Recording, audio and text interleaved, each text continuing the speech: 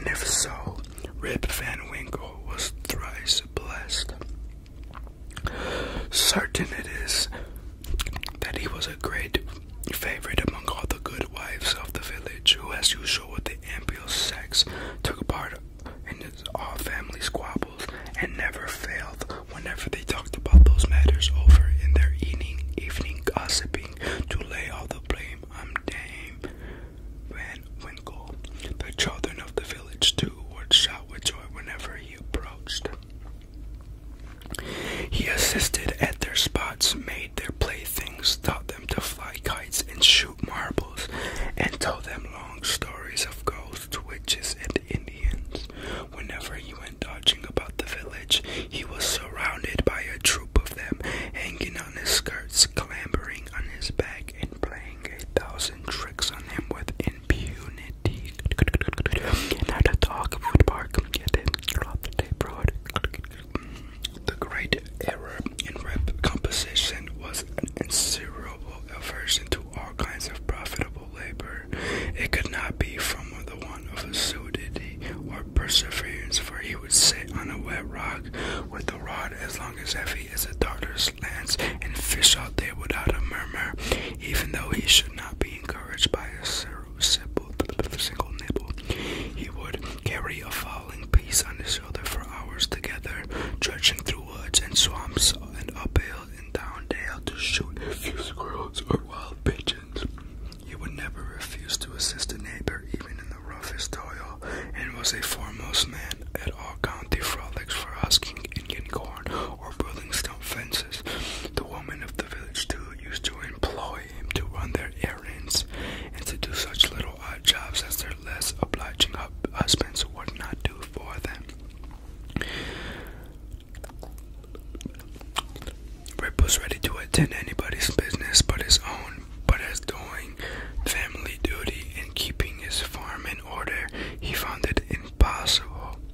In fact, he declared that it was of no use to work on his farm. It was the most pestilent little piece of ground in the whole country. Everything about it went wrong and would go wrong. In spite of him, his fences were continually falling to pieces. His cow would either go astray or get among the cabbages, weeds, and sure to grow quicker in his grow quick in his field than anywhere else. The rain would always make a point of setting, and just as he had some outdoor work to do, so that toughest patrimonials they had dwindled away under his management, acre by acre, until there was little more left than a mere patch of Indian corn and potatoes. Yet it was the worst condition farm in the neighborhood. Do you have a picture? His children, too, were as ragged and wild as they belonged to nobody. His son Rip, an urchin begotten in his own likeness, promised to inherit the habits with the old clothes of his father. He was generally seen trooping like a colt at his mother's heels, equipped in a pair of his father's cast-off galley gaskins, which he had much ado to hold up upon one hand, as a fine lady does her train in bad weather. Rip Van Winkle, however, was one of those happy mortals of foolish, well-oiled dispositions who take the world easy, eat white bread or brown, whichever can be got with least utter trouble, and would rather starve on a penny than work for a pound. I swear to myself that I gotta stop doing that. Okay. If left to himself, he would have whistled life away in perfect contentment, but his wife kept continually dinning in his ears about his idleness, his carelessness, and the ruin he was bringing on this family. Morning, noon, and night her tongue was incentively going, and everything he did or said was sure to produce a torrent of household elegance. Rip had but one way of replying to all lectures of that kind, and that, by frequent use, has grown into a habit. He shrugged his shoulders, shook his head, cast up his eyes, but said nothing.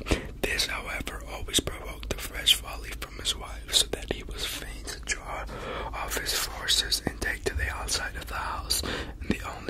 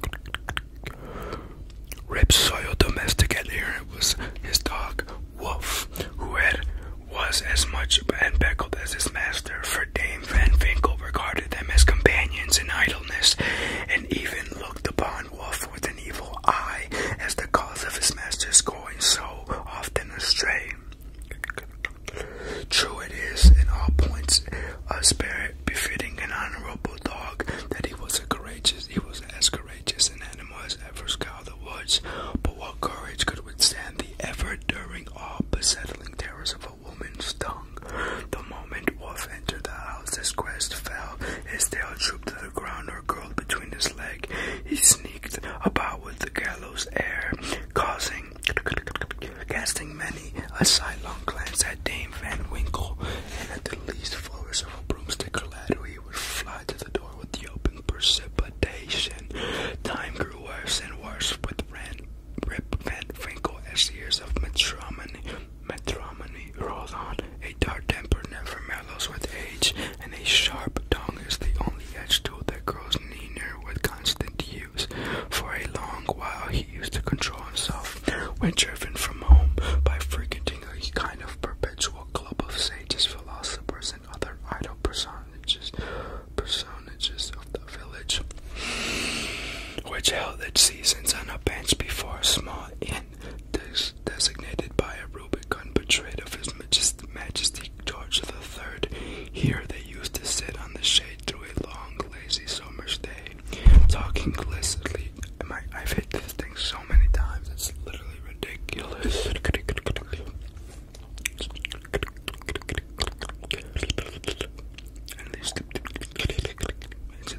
Here they used to sit in the shade throughout the long, lazy summer day, talking listily over village gossip or telling endless sleep stories about nothing. But it would have been worth any stateman's money to have heard in profound discussions that sometimes took place when by chance an old newspaper fell into their hands from some passing traveler. How solemnly they would listen to the contents, as drawled out by Derrick Van Bummel, the schoolmaster, a dapper, learned little man who would not be daunted by the most gigantic word in the dictionary, and how sagely they would deliberate upon public events some months after they had taken place. The opinions of his junto were completely controlled by Nicholas Feeder, a patriarch of the village and landlord of the inn, at the door of which he took his seat from the morning till night, just moving sufficiently to avoid the sun, and keeping the shade of a large tree, so that the neighbors could tell the hour by his movements as accurately as the sundial. It is true, he was rarely heard to speak, but smoked his pipe incessantly. His adherents, however, for every great man had his adherents, perfectly understood him and knew how to gather his opinions. When anything that was read or related displeased him, he was observed to smoke his pipe vehemently and to send forth short, frequent, and angry puffs. But when pleased, he would inhale the smoke slowly and tranquilly, and emit it in light and placing clouds, and sometimes taking the pipe from his mouth and letting the fragrant vapor curl about his nose, would gravely nod his head in a token of perfect approbation. From even this stronghold, the unlucky Rip was at the length routed by his assemblage, and called the members all tonight. Nor was the august personage Nicholas Feeder himself sacred from the tongue of this terrible Virago, who charged him outright with encouraging her husband in a habit of idleness. Poor Rip, oh my god, bro, what is wrong with me? It's because I'm just so into this, and I'm pick the mic. I'm having like a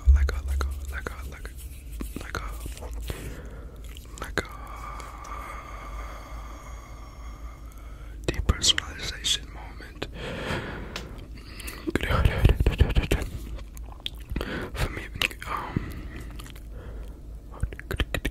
From even the stronghold, the unlucky Rip was at length routed by his assemblage, by his terminage wife, who would, I swear they said all these words already, who would have suddenly broken upon the tranquility of the assemblage and called their members out now, nor would the august personage Nicholas Feeder, I read this already, sacred from the daring tug of this terrible Virago, who charged him outright with encouraging her husband to habits of idleness. Poor Rip was at last reduced almost to despair, and his only alternative to escape from the labor of the farm and the clamor of his wife was to take gun in hand and stroll away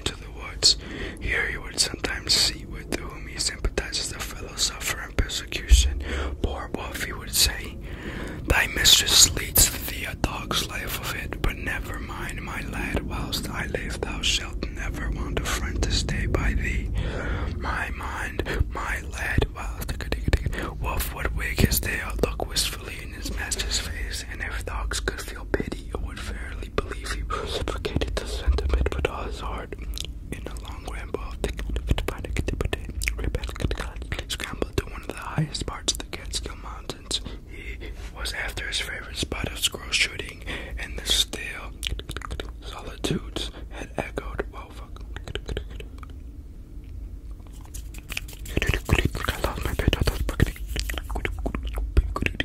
The Catskill Mountains, he would have to, and still solitudes had echoed and re-echoed with the reports of his gun. Panting and fatigued, he threw himself late in the afternoon on a green knoll covered with mountain herbage that crowned the brow of a precipice. From an opening between the trees, he could overlook all the lower country.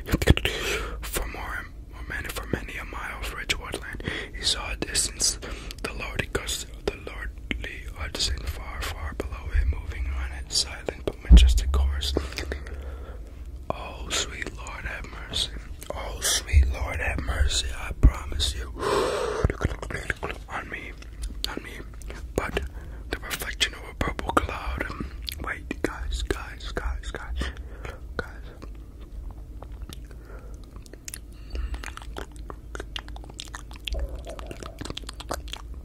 Reflection of a purple cloud over the sail of a larging lagging bark. Here and there, sleeping on its glassy bosom, and at the last losing itself in the blue highlands on the other side, he looked down into a deep mountain glen, while lonely and saged, the bottom filled with fragments from the impending cliffs and scarcely lighted by the reflected rays of the setting sun.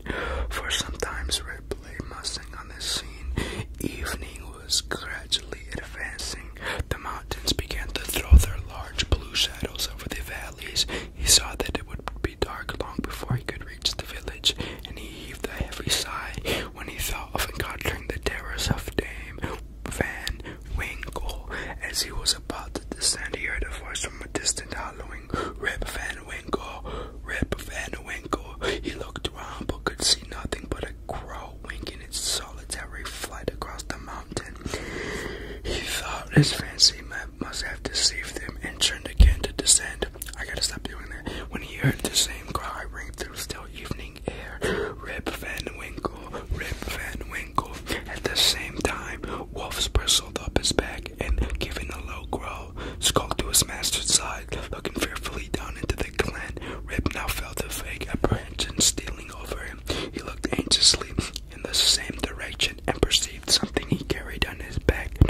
No, he perceived a strange figure slowly toiling up the rocks, bending under the weight of something he carried on his back. He was surprised to see any human being in this lonely and frequent place, but supposing it to be someone of the neighborhood in need of assistance, he hastened down to yield it.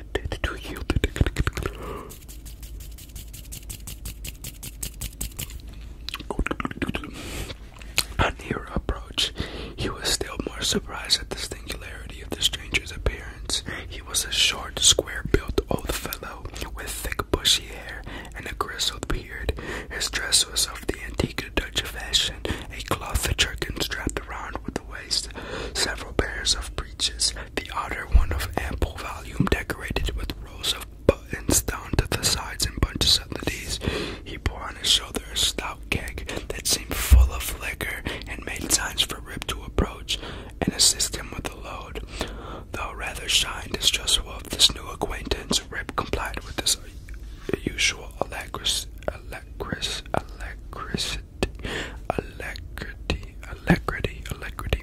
Apparently the dry bed of a mountain torrent, as they ascended, Rip every now and then heard long rolling bells like distant thunder that seemed to issue out a deep ravine, or rather cleft between lofty rocks towards their rugged path. In the mountain heights, he proceeded, passing through the ravine. They came to a hollow like a small amphitheater surrounded by perpendicular precipices, over the brinks of which impending trees shot their branches so that only God could glimpse the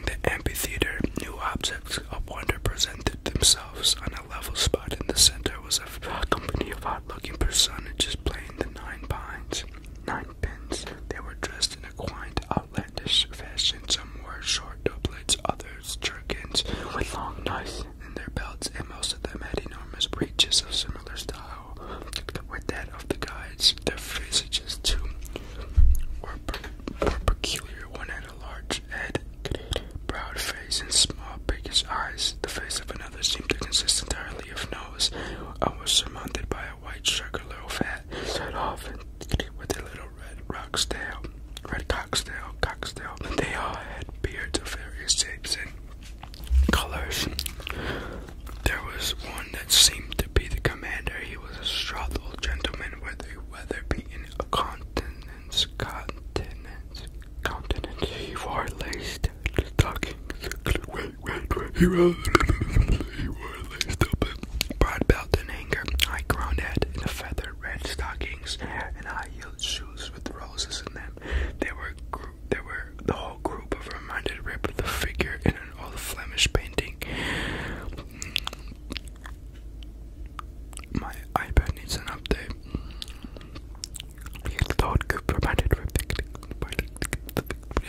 of the hall, and the time of the settlement, which seemed particularly odd to Rip, was that these folks were evidently amusing themselves, yet they maintained the gravest face, the most mysterious silence, and were withal the most melancholy part of the pleasure he had ever witnessed. Nothing interrupted the stillness of the scene but noise of the balls, which, whenever they were rolled, echoed along the mountain like rumbling peals of thunder.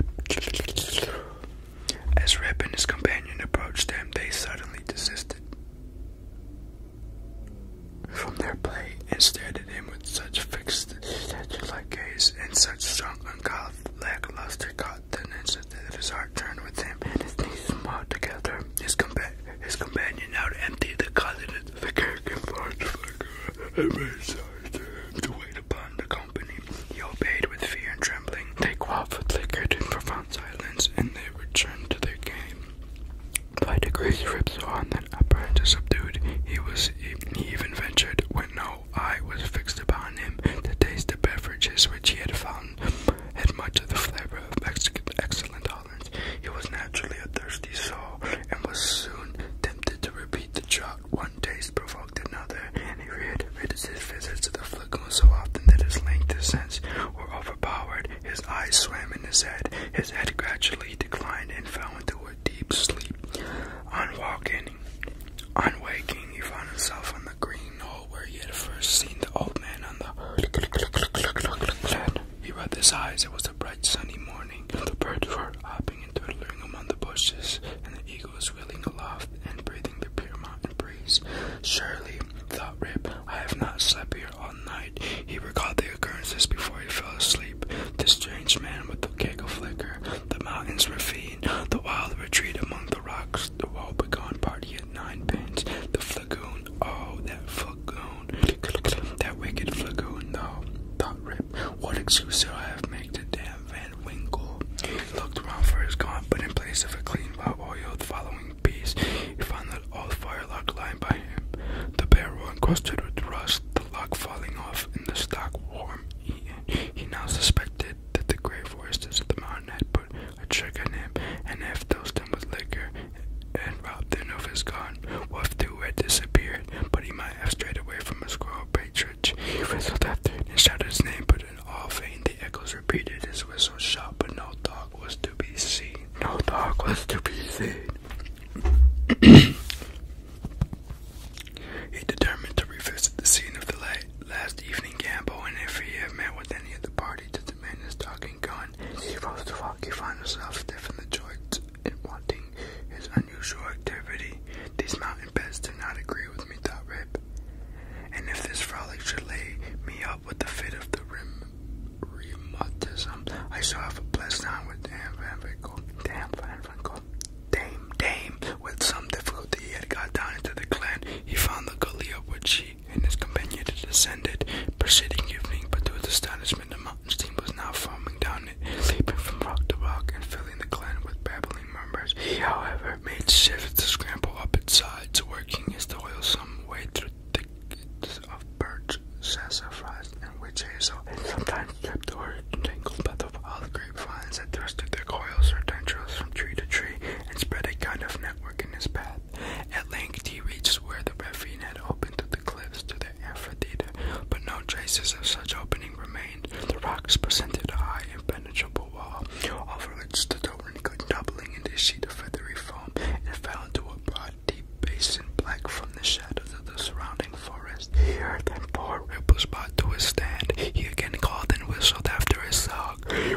answered by a cawing a flock of idle crows, sporting high in the air about a dead tree that overhung a sunny precipice.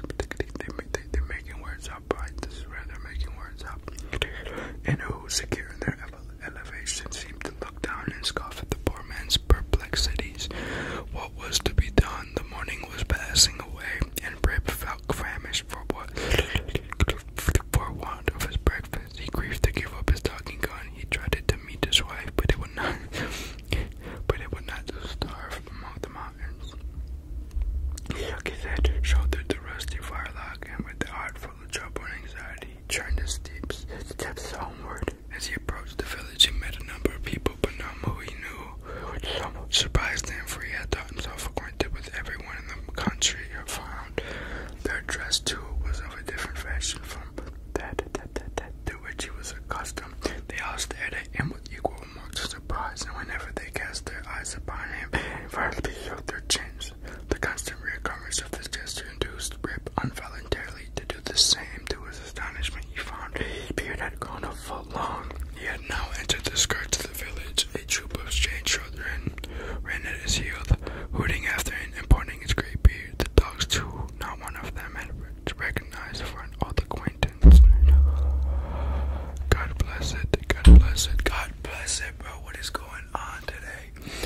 I'm gonna be clumsy today. Is it not true? I hope it's not true. I hope I'm not clumsy today.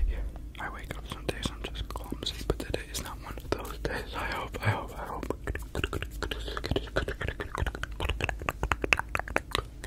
Alright guys, we have 2 more minutes. 2 more minutes. 2 more minutes. I actually like this time.